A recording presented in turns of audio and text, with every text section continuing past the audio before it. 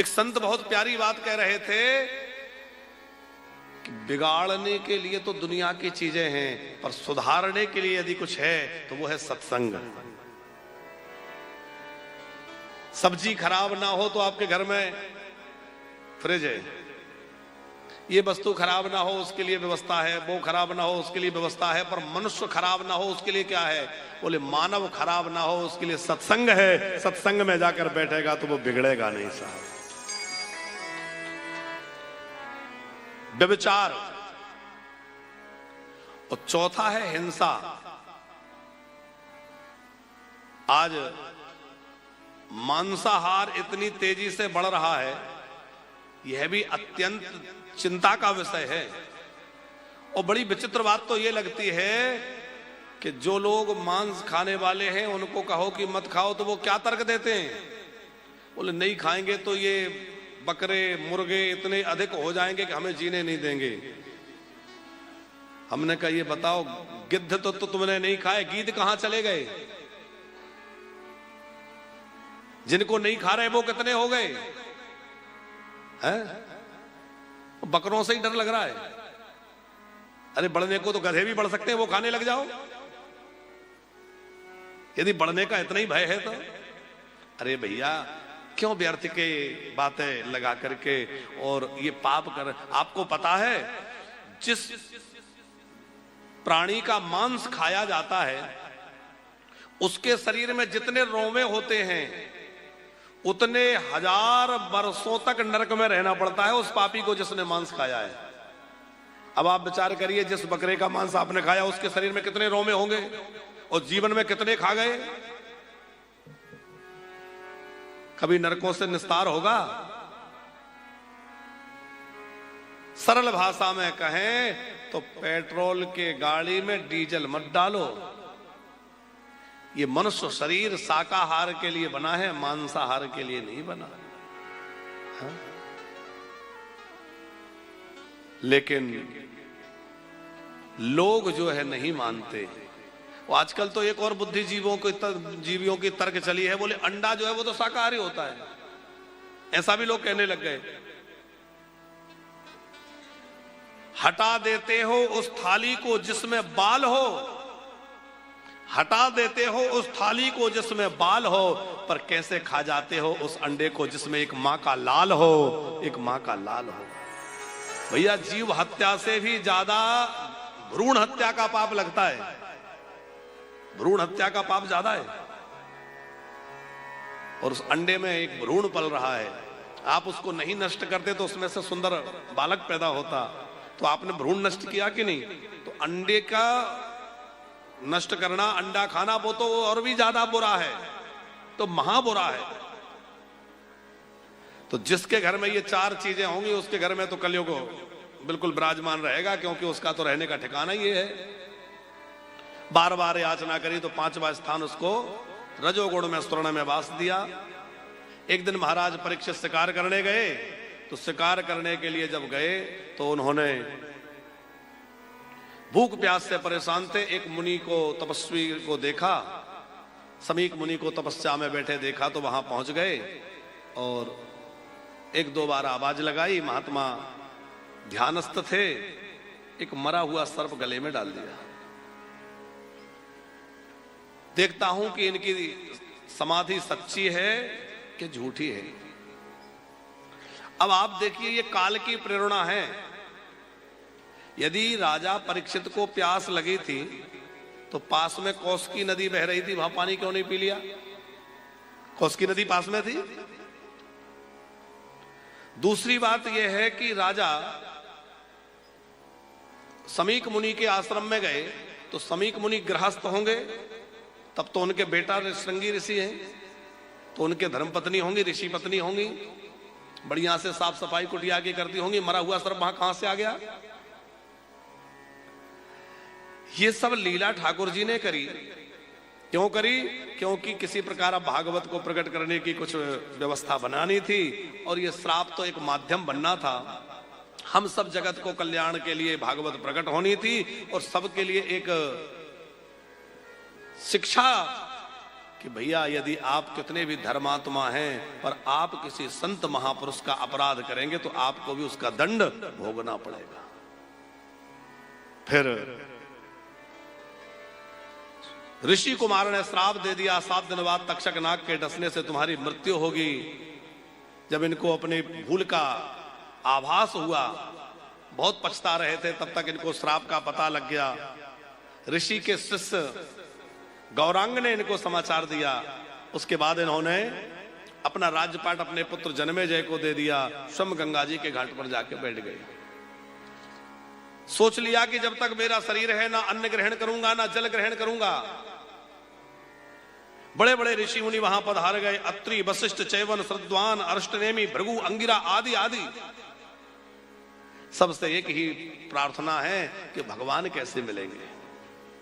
मुक्ति प्राप्ति की चिंता नहीं है, मुक्ति के लिए तो सामने गंगा जी बह रही हैं, भगवान नाम का स्मरण चल रहा है, महापुरुषों का दर्शन हो रहा है और पांडवों की निर्मल वंश परंपरा में इनका जन्म हुआ है, तो मुक्ति तो इनको प्राप्त होनी है। लेकिन ये चाहते युगल सरकार के चरणों का ऐसा सानिध्य मुझे प्राप्त हो कि कभी युगल की सेवा से मुझे वंचित ना होना पड़े। उसके लिए तो श्रीमद् भागवत कैसे भगवान को मिलाने वाली है। कृष्ण ने प्राप्ति करह सस्वत। श्रीमद् भागवत श्री कृष्ण की सस्वत प्राप्ति कराने का साधन है। और सस्वत प्राप्ति क्या है? ध्रुव जी के सामने भगवान आए, दर्शन देके चले गए। प्रहलाद जी के सामने आए, हिरण्यकश्यप को मारा, वरदान दिया, चले गए। तो वो प्राप्ति तो है पर सस्वत प्राप्ति नहीं है। और सस्वत प्राप्ति कैसी है? बोले जैसे यशोदा को प्राप्ति भई, जैसे गोपियों को प्राप्ति भई। गोपियां जहां देखती हैं वहां उन्हें श्याम सुंदर ही नजर आता है।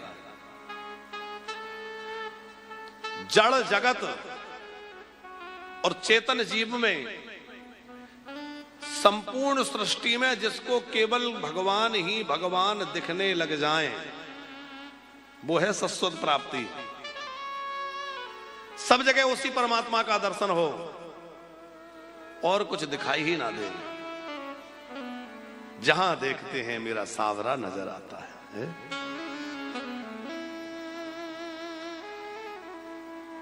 परीक्षित ने सबके सामने हाथ जोड़कर दंडवत किया, प्रणाम करते हुए कहा, अहो अद्भुवयम् ब्रह्मण सतसेव्या छत्रबंधवा कृपया तिरोपेण भवद्विस्तीर्थ का प्रता अता प्रक्षामि संसिद्धिं योगिनां परमं गुरुं पुरुषस्य यत् कार्यं म्रियमाणस्य सर्वथा। हे महात्मन, कृपा करके यह बतलाइए म्रियमाण मनुष्य को क्या करना चाहिए जो मरण धर्मा है। और मरने वाले तो सभी हैं। तो सुखदेव जी से भी यही प्रश्न किए। सुखदेव जी वहां जब कृपा करके पधारे, सुखदेव जी से प्रश्न किया और सुखदेव जी ने बहुत सुंदर उपदेश प्रारंभ किया है। बरीयाने सते प्रश्न क्रतो लोकहृतं नृप आत्मविसम्मतः पुंसां श्रोतव्यादिषु या परः। राजन, तुम्हारा प्रश्न बहुत उत्तम है क्योंकि तुमने लोक कल्याण की बात कही है। अच्छा, सुखदेव जी का जो प्रवचन है वो बकार से आरंभ हुआ है। वरी आनेस, वा जो है वो ब्रह्म का बीज है और जिसके अंदर जो भरा होगा वही निकलेगा।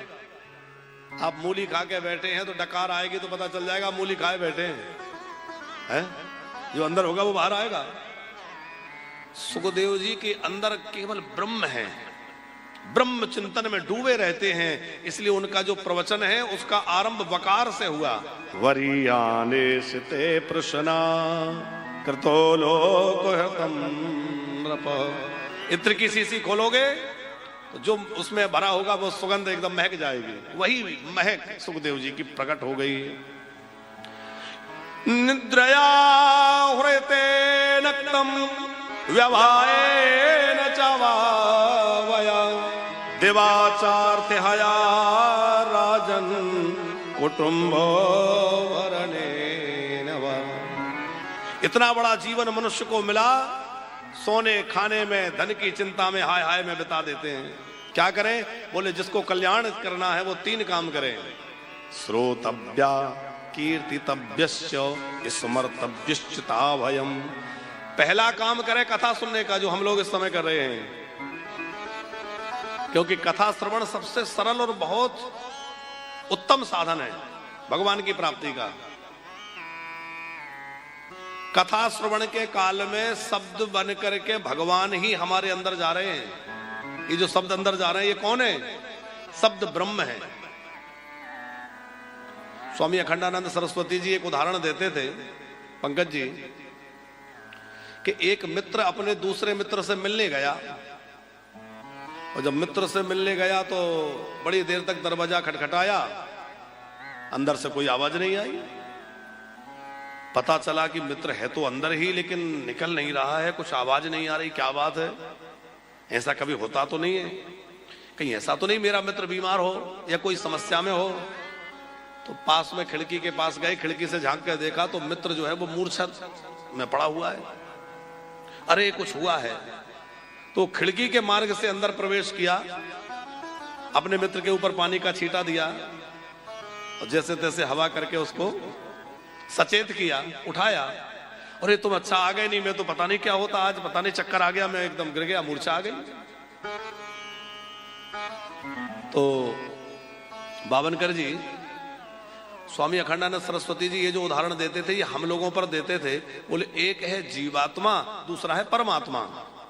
अब जीवात्मा जो है वो अचेत अवस्था में पड़ा है, और परमात्मा दरवाजा खटखटा रहा है कई रूपों में। और जब जीवात्मा नहीं उठता, नहीं सुनता, तो वो शब्द बन करके कान की खिड़की से अंदर जाता है। ये कथा हो रही है, ये क्या हो रहा है? बोले कान की खिड़की से शब्द रूप में वही ब्रह्म आपके अंदर जा रहा है, और अंदर जाकर के आपके अंतरात्मा को जगाएगा और कहेगा कहां संसार में सोया पड़ा है, तू तो मेरा है, मेरे पास आ जा। ये जगाने के लिए है। अभी तो जगाया था फिर सो गया, अभी तो जगाया तुझे फिर सो गया। अरे उठ परदेसी तेरा वक्त हो गया, उठ परदेसी तेरा वक्त हो गया, उठ परदेसी तेरा वक्त हो गया, उठ परदेसी तेरा वक्त हो गया, उठ परदेसी तेरा वक्त हो गया। अभी तो जगाया तुझे फिर सो गया, अभी तो जगाया तुझे फिर सो गया, उठ परदेसी तेरा वक्त हो गया, उठ परदेसी तेरा हरि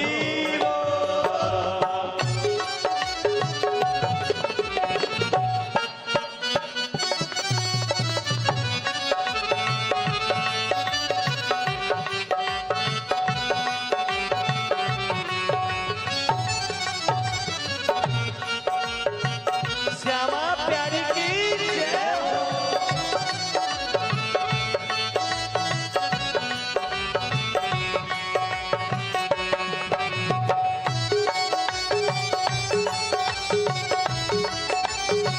जय हो।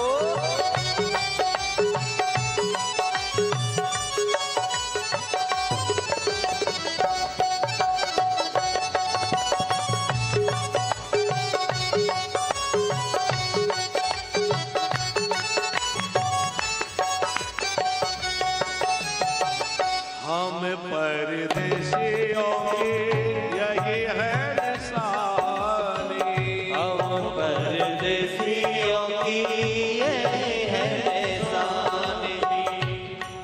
परदेशियों की यही है निशानी। हम परदेसियों की यही है निशानी। आए और चले गए खत्म कहानी। आए और चले गए खत्म कहानी। आए और चले गए खत्म हुई कहानी। आए और चले गए खत्म कहानी। कोई चला हंसते हंसते कोई रो गया। कोई चला हंसते हंसते कोई रो गया। होठ परदेसी तेरा वक्त हो गया। परदेसी तेरा वक्त हो गया। होठ परदेसी तेरा वक्त हो गया। परदेसी तेरा वक्त हो गया।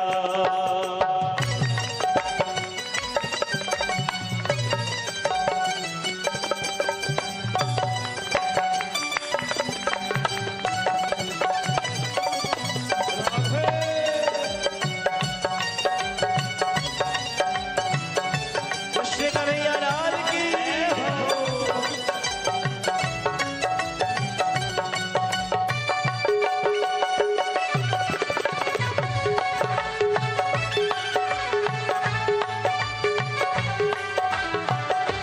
श्री राधे जय हो।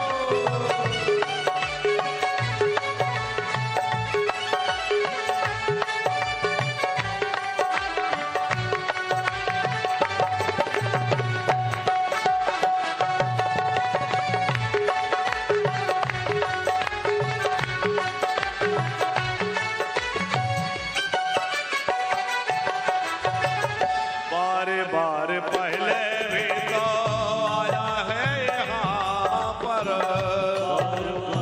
पहले भी तो आया है यहाँ पर। देखे आके खोल तेरा ध्यान है कहाँ। हाँ, देख आके खोल तेरा ध्यान है कहाँ पर।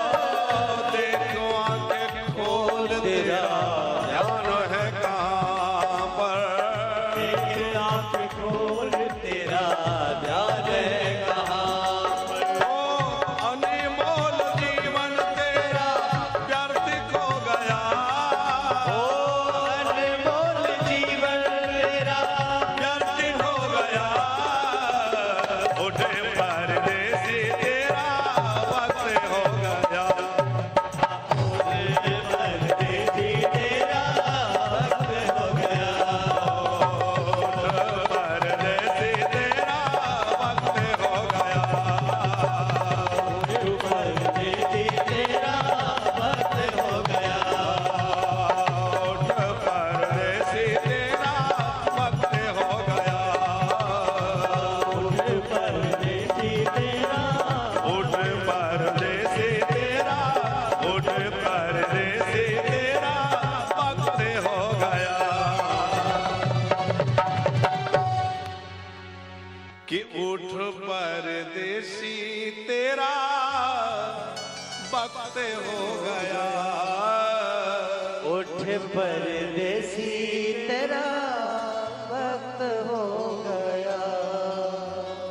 बोले भक्त वत्सल भगवान की